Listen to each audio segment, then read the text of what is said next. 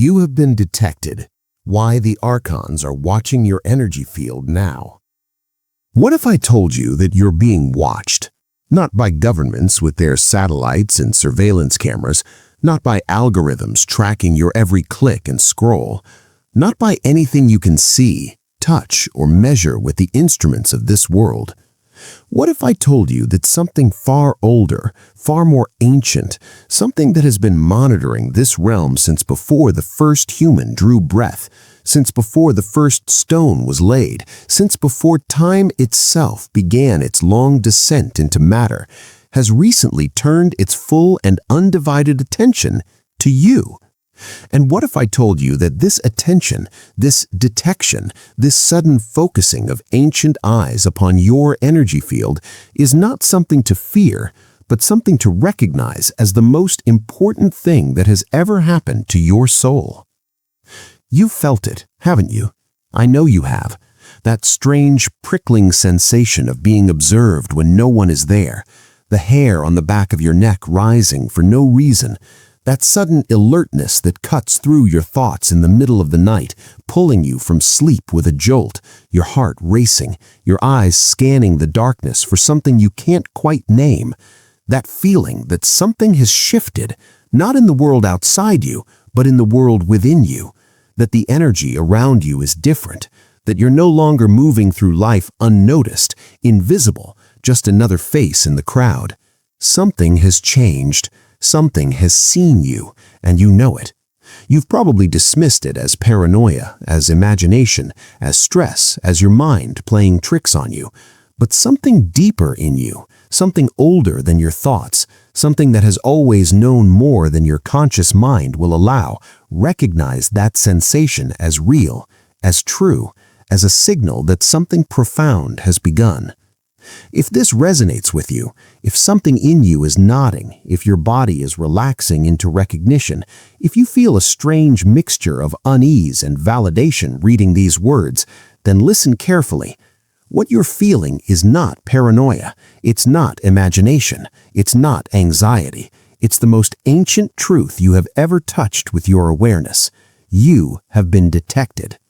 The Archons, the rulers of this world, the guardians of the Demiurge's realm, the ancient wardens who have kept humanity asleep for millennia, have noticed your frequency rising. They have registered your presence, and they are watching. The Watchers in the shadows. The Gnostics knew them. They wrote about them in the texts buried at Nag Hammadi, hidden for 1,600 years beneath the desert sands, waiting in silence for the time when humanity would finally be ready to hear the truth that had been deemed too dangerous to speak aloud. The Archons, from the Greek word meaning rulers or authorities, are not demons in the way you might imagine them. They are not the devils with pitchforks from medieval paintings, not the monsters of folklore that go bump in the night. They are something far more subtle, far more pervasive, and far more dangerous to anyone who dares to wake up from the long dream of this world. To understand the Archons, you have to understand the story the Gnostics told about the beginning. Before this world, before time, before anything we could recognize as existence, there was the monad, the one, the source, the infinite light beyond all comprehension, beyond all naming, beyond all knowing. From the monad emanated aeons, divine beings, each a facet of the infinite, each a reflection of the light that could not be contained. And the last of these aeons was Sophia, whose name means wisdom, the longing of the infinite to know itself. Sophia desired to know the unknowable. She reached beyond her nature, attempting to grasp the monad directly, not with love but with grasping, not with surrender but with hunger, not with the patience of the divine but with the urgency of the fallen. And in that reaching, she fell. Her yearning, her mistake, her beautiful and tragic reaching gave birth to a being of ignorance, a being that did not know that anything existed beyond itself. A being that thought itself to be God, alone and supreme, the master of all it could see. The Gnostics called him Yaldabaoth, the blind god, the foolish creator, the demiurge. And the demiurge in his ignorance created servants to help him maintain his realm. These are the Archons. They are the gatekeepers of matter, the wardens of the prison, the shepherds of the asleep. They are not evil in the way humans are evil. They are something else entirely. They are structures, energetic structures, psychic structures woven into the very fabric of this world. They have no souls. They have no light. They have no connection to the monad. They feed on fear, on division, on unconsciousness, on the low frequencies that keep souls trapped in the cycle of forgetting. And their only purpose is to keep the sparks of light trapped in the material realm, forgetting who they are, forgetting where they came from, forgetting that they were ever anything more than flesh and bone. You've encountered the Archons before, even if you didn't know their name. Every system that keeps you small, that tells you you're not enough, that rewards obedience and punishes questioning, that's the Archons at work. Every fear that paralyzes you when you're about to take aligned action, an Archon. That sudden wave of exhaustion that hits you from nowhere when you're about to make a leap, an Archon. That old shame that surfaces just as you're about to claim your power, an Archon. They don't need to send demons after you with pitchforks and fire. They have something far more effective, far more insidious, far more difficult to recognize. They have your own mind, trained from birth to doubt itself, to fear the unknown, to retreat to safety, to stay small. They have the systems they've built, the news that keeps you afraid, the culture that keeps you distracted, the relationships that keep you enmeshed, the economy that keeps you scrambling. They have the entire architecture of this world, every institution and belief and habit working together to keep you exactly where you are, exactly where they need you to be. 7 signs you've been detected. So how do you know if they're watching you? How do you know if you've crossed that invisible threshold, if your frequency has risen enough to attract their ancient attention? How do you distinguish the signs of detection from the ordinary noise of a stressed mind? There are signs, clear signs, signs that have been recognized by mystics and seekers across cultures and centuries. And if you're here, if you're reading these words right now, if something in you has been nodding along since the beginning of this transmission, you've probably experienced many of them already. You've just never had a name for what was happening. The first sign is the most subtle and the most unmistakable, the feeling of being watched when no one is there. You turn around, no one. You scan the room, empty. You check the corners, the shadows, the spaces where someone might be hiding. Nothing. But the sensation remains. A pressure at the back of your neck, a presence at the edge of your awareness, a silent observation that you can feel but cannot see. This is not paranoia. This is not your mind playing tricks on you. This is the Archons scanning your field, measuring your frequency, assessing your threat level. They are taking your measure, deciding how much energy to invest in keeping you asleep, and you can feel them doing it. The second sign comes at night. You wake at 3 in the morning, not from a nightmare, not from noise, not from a full bladder or a restless dream. You wake from something else, a presence, a heaviness in the room, a feeling that something is there with you, standing beside your bed, watching you sleep. Your body is paralyzed, frozen in that state between waking and dreaming. Your mind is alert, fully conscious, but you cannot move. In some traditions, this is called sleep paralysis. In the Gnostic understanding, it's detection in real time. The Archons are at their most active when the veil between worlds is thinnest, and 3 in the morning is their hour. They are checking on you. They are making sure you're still contained. The third sign is the sudden fear. You're about to take action, aligned action, inspired action, the kind of action that would move your life forward in a meaningful way. You've been building toward this moment. You feel the excitement rising in your chest, and then, out of nowhere, fear. Not rational fear, not fear based on anything real. A wave of terror that seems to come from nowhere, that has no object, no cause, no reason. It crashes over you like a wave, and suddenly you're shaking, you're doubting, you're considering retreat. This is the Archons deploying their primary weapon. Fear is the lowest frequency, the densest vibration, and they need you low. They need you afraid, because a spark that's afraid cannot fly. A spark that's trembling cannot rise. The fourth sign shows up in your relationships. People around you start acting strange. Friends who supported you suddenly become critical. Family members who understood you start questioning your choices. Colleagues who respected you begin to distance themselves. People you love seem to turn against you for no reason you can identify. You haven't changed. You haven't done anything wrong, but the Archons work through the collective field, through the unconscious patterns that bind groups together, through the invisible threads that connect all sleeping souls.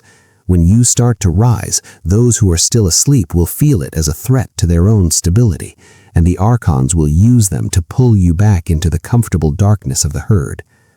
The fifth sign is the thought loops. You can't stop thinking certain thoughts, negative thoughts, doubting thoughts, thoughts that tell you you're not ready, not worthy, not capable, not enough. They play on repeat, cycling through your mind like a broken record, and no matter how hard you try, you can't break the loop. These thoughts are not yours. They are being seeded into your mind, amplified, looped, intensified. The Archons cannot create thoughts directly. They cannot reach into the spark of your consciousness, but they can amplify the thoughts that already exist, the doubts you've carried since childhood, the fears you've never fully healed, the wounds that have never quite closed. The sixth sign is physical. Pressure in your head, especially between your eyes where the pineal gland rests, ringing in your ears that comes and goes without explanation, a high-frequency whine that no one else can hear, waves of exhaustion that hit you at the strangest times, sudden dips in energy that leave you struggling to keep your eyes open. Your body is responding to the frequency being directed at you. The Archons are trying to wear you down, to drain your energy, to keep you too tired to wake up, too exhausted to take action, too depleted to remember who you truly are. They know that a tired spark is a spark that stays put. The seventh sign is the strangest of all. Time starts to distort. Days blur together. You lose track of hours. You look at the clock and can't believe how much time has passed, or how little. You feel like you're moving through fog, like reality itself is becoming unstable, like the ground beneath your feet is shifting. This is the Archons trying to disorient you, to make you question your own perception, to keep you uncertain and off balance. They know that certainty is power. They know that clarity is the enemy of control. And they will do anything, use any mechanism, deploy any frequency to keep you from knowing what you know, from trusting what you feel, from standing firm in the truth that is waking within you. The gift in the detection.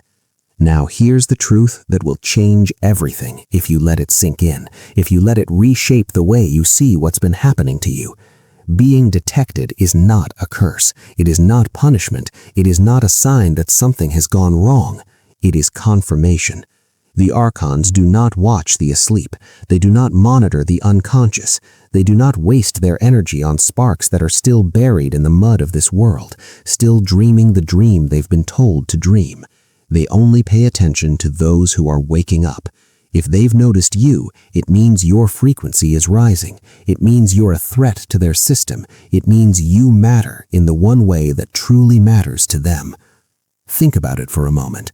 How many billions of people are there on this planet, living their lives, sleeping their sleep, never questioning, never seeking, never feeling the pull of something more? The Archons have no need to watch them. They are already exactly where the Archons want them, docile, distracted, forgetful, content. But you're different. Something in you has stirred, something in you has remembered, something in you has begun to question the walls of the only world you've ever known. And that something has been noticed. That something has triggered alarms that have been silent for lifetimes. You are not powerless against them. This is the truth the Gnostics wanted you to know above all else. You have something they don't have. You have something they can never have. You have the spark, the divine fragment, the piece of the monad that was never fully trapped, never fully captured, never fully extinguished. They can watch you, they can throw fear at you, they can try to pull you down, but they cannot extinguish what you are. They cannot take what was never theirs to take. The spark is yours. It has always been yours, and no Archon, no system, no force in this realm or any other can take it from you. The Gnostics knew this. They taught that the Archons' power is based on one thing and one thing only: unconsciousness.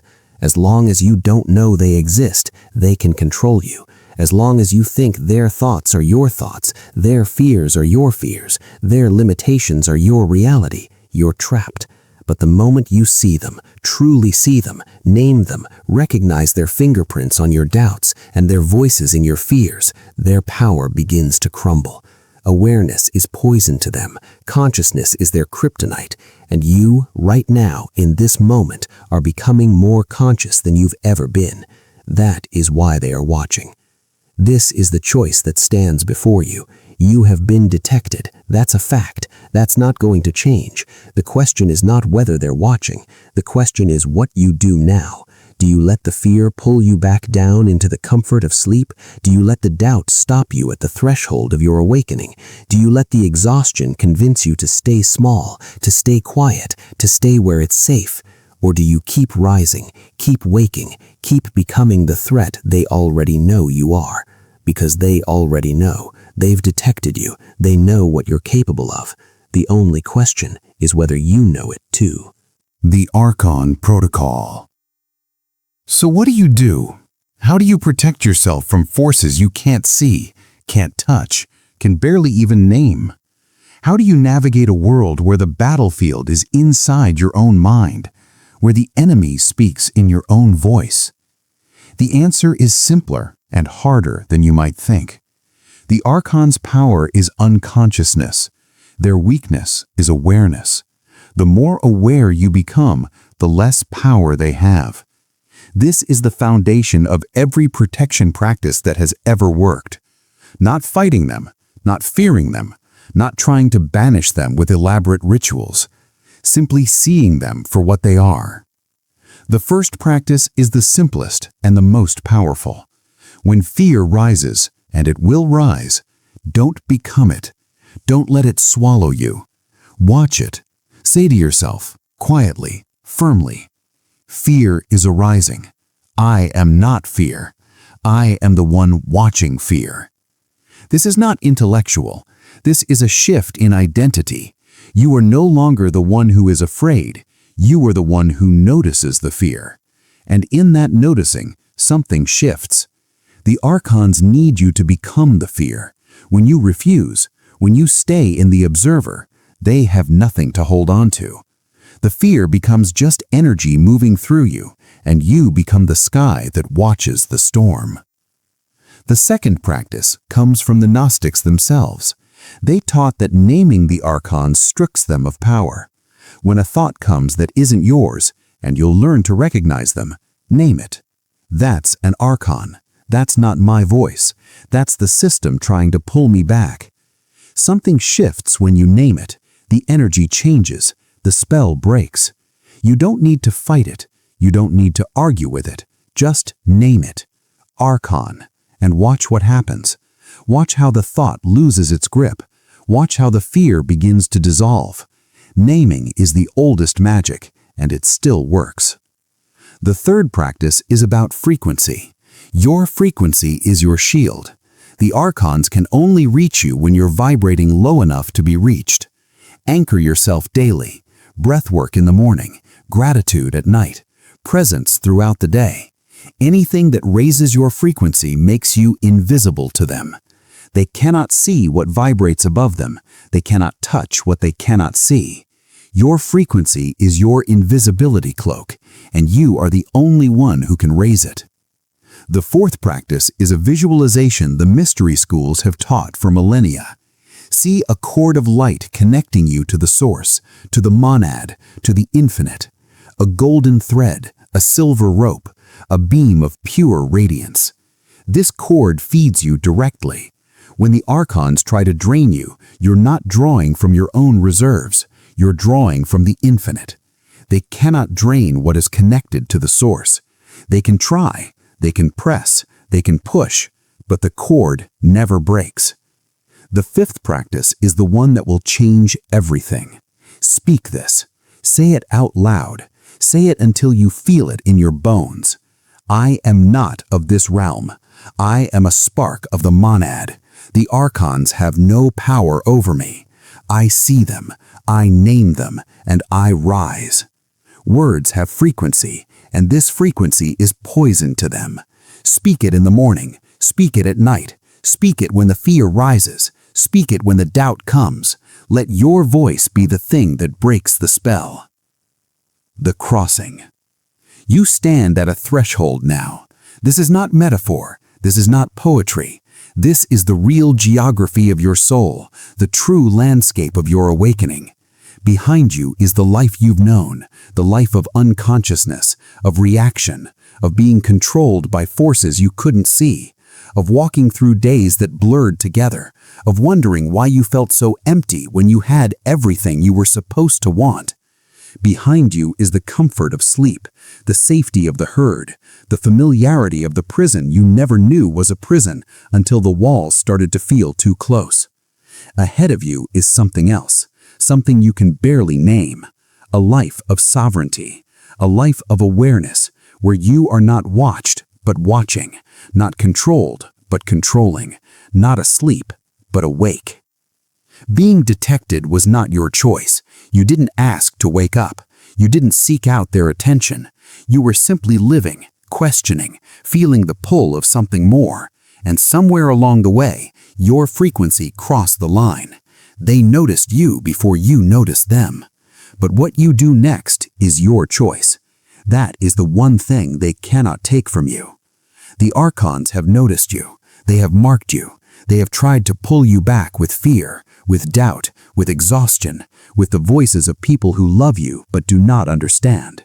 And you're still here. You're still reading. You're still rising. That's not an accident. That's your spark remembering what it is, refusing to be extinguished. If you're ready to rise, if you're ready to move beyond the Archon's reach, to claim your sovereignty, to live from the awareness that has been waking within you, comment one word below: detected. Not for me, for you.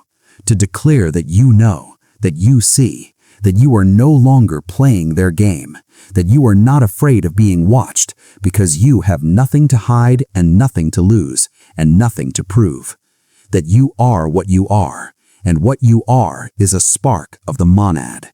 And no Archon, no system, no force in this realm or any other can change that. Please help our channel grow and spread this message by like, subscribe, and turn on notifications. Your engagement helps more people discover that they too have been detected, and that detection is not the end. It's the beginning. Remember, you didn't find this video by accident. They detected you, and now you know. Rise, Spark. Rise.